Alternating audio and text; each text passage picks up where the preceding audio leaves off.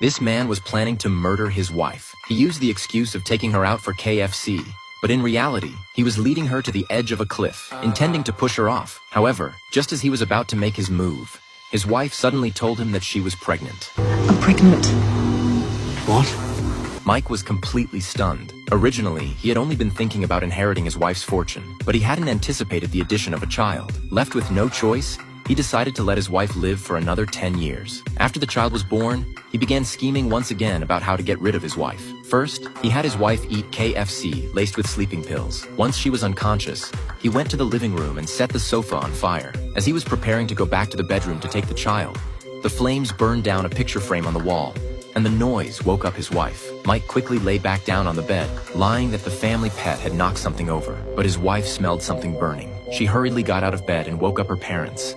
Her father put out the fire with water, and Mike's plan to kill his wife failed once again. The next day, his wife took responsibility for the fire, saying that she had been in a poor mental state recently. Her father suggested that she see a doctor. Unfortunately, Mike overheard this conversation. In order to get rid of his wife as soon as possible, Mike came up with another plan. Due to the damage caused by the fire, he suggested moving into a new house and lied that he could come up with $300,000 if his wife could put in another $300,000, allowing them to buy a big house together. To get his wife to agree, Mike deliberately chose a luxurious new house in an upscale neighborhood. Sure enough, his wife was tempted when she saw it, but in reality, Mike only had $2 and didn't have the $300,000 at all. Despite this, he still took his wife to the bank and proposed opening a joint account to save money for the house. After his wife deposited $300,000 into the account, Mike made up an excuse, claiming that his bank card was frozen and that it would take a month for him to transfer the money. His father-in-law thought he was just bluffing and putting on airs, but the next day, Mike went to the bank and withdrew the $300,000 his wife had deposited into the account. Since it was a joint account, he could freely use the funds. Returning home,